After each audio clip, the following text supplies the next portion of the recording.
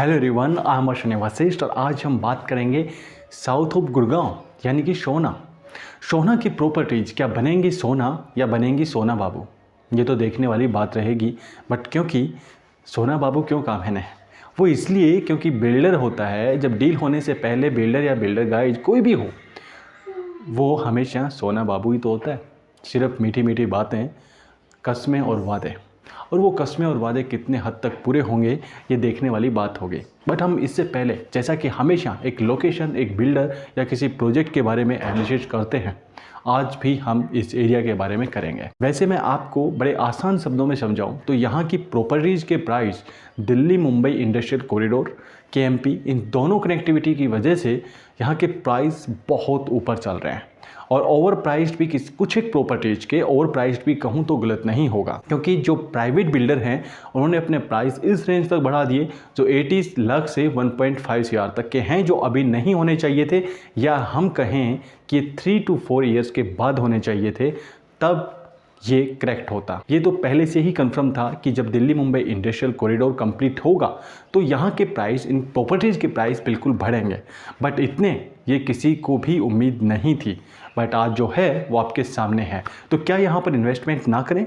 देखिए, मैं आपको एक छोटे और आसान शब्दों में बताता हूँ कि जिनका प्राइस सही है आप उनमें बेझिझक कर सकते हैं। बट जो ओवर प्राइस्ड हो चुके हैं, और मैं कहूँ कि सोना के अंदर जो प्राइवेट बिल्डर्स हैं उनमें 90% बिल्डर के ओवर प्राइस्ड हो चुके हैं। जो ओवर प्राइस्ड नहीं है वो इस टाइप के बिल्डर हैं कि वहाँ पे इन्वेस्टमेंट करने में ही डर लगता है।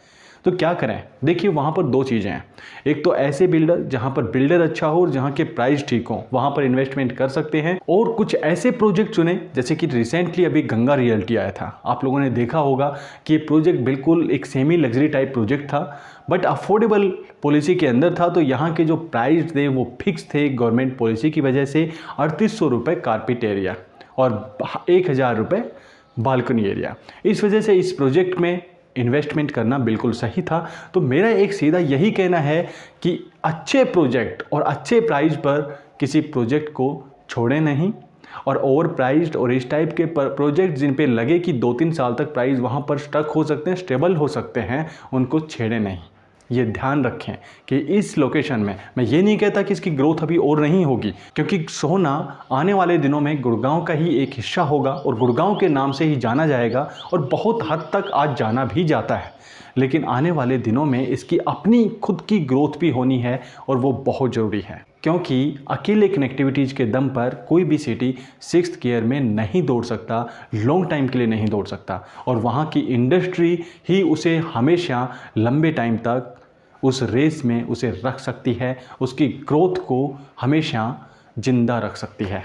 क्योंकि कनेक्टिविटी के बारे में तो हर कोई जानता है, ऑर्बिटल रेल, केएमपी, डीएमआईसी, ये ऐसी कनेक्टिविटीज़ हैं जो इसे एक बहुत डेवलपमेंट स्टेज पर रखने वाली हैं। बट इसके साथ हमें देखना होगा कि क्या इंडस्ट्री भी यहाँ पर ऐसी आएगी। मैं आपको बता दूं कि 600 एकड़ में HSIIDC डेवलपमेंट में अंडर प्रोसेस में है। IMT बना रहा है, यहाँ पर बहुत सारी इंडस्ट्रीज आनी हैं, और कुछ पहले से हैं, बट अभी जो आनी हैं वो ज़्यादा इंपॉर्टेंट हैं, क्योंकि पहले से इतनी नहीं है जो इस सिटी की डेवलपमेंट को हमेशा कंटिन्यू रख पाएँ। सो इनमें से 600 एकड़ में HSIIDC जिस तरीके से IMT के अंडर प्रोसेस में है, IMT को डेवलपमेंट करने में अंडर प्रोसेस में है, और साथ ही 600 एकड़ का प्लान और भी बन चुका है, यानी कि टोटल हो जाता है आपका 1200 एकड़। और साथ में ही DMIC के दोनों साइड में जो थीम्स हब बन रहे हैं, लेजर हब, आपका sports hub and leather hub, वो इस इंडस्ट्री को, इस टाइप की इंडस्ट्री को बहुत अच्छी ग्रोथ देगा। रेजिडेंशियल एरिया यहाँ का जो बहुत अच्छा है, अच्छे तरीके से डिवाइड किया गया है। रेजिडेंशियल एरिया 30.7% एरिया में रेजिडेंशियल जोन रहेगा। कमर्शियल 255 हेक्टेयर यानी कि 4.55% टोटल एरिया का रहेगा। और साथ में इंडस्ट्रीज़ के लिए यहाँ पर 1236 हेक्टेयर रखा गया है, यानी कि 22.7%। यदि बात करें ग्रीन बेल्ट की, बहुत अच्छी चीज़ है जो कि हर एक सिटी में होनी चाहिए, वो है 949 हेक्टेयर।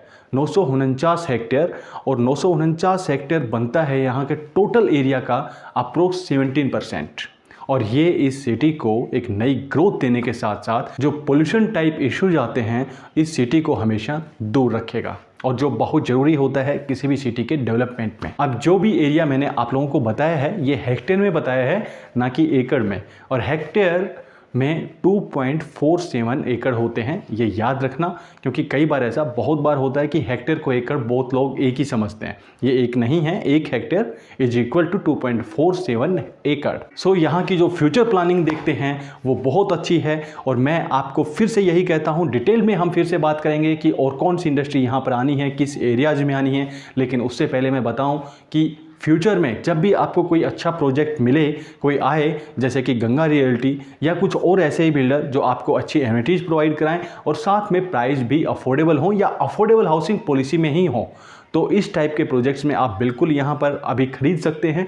जो ओवर प्राइस प्रोजेक्ट हैं उनमें यार अपनी R&D कर लें, मैं ये तो नहीं कहूँगा कि ना खरीदें, बट हाँ, यदि मैं आप एक बायर की जगह में अपने आप को रख कर देखता हूँ तो मुझ में वो कॉन्फिडेंस नहीं आ पाता कि वहाँ पर ओवर प्राइस प्रॉपर्टी में इन्वेस्टमेंट करूँ। बट हो सकता है कि मैं हर जगह सही ना हूँ, तो आप अपनी R&D करें, रिसर्च करें, जो भी एनालिसिस करें कर सकते हैं। उसके बाद देखें कि जो प्राइस है वो इतना बढ़ा है तो उसका कारण क्या है, और क्या वो उसी तरीके से बढ़ता रहेगा, क्या उसकी ग्रोथ इसी तरीके से होती रहेगी। मिलेंगे फिर से किसी दूसरे वीडियो पर, किसी ऐसी लोकेशन पर जहां पर आपकी डिमांड आ रही है।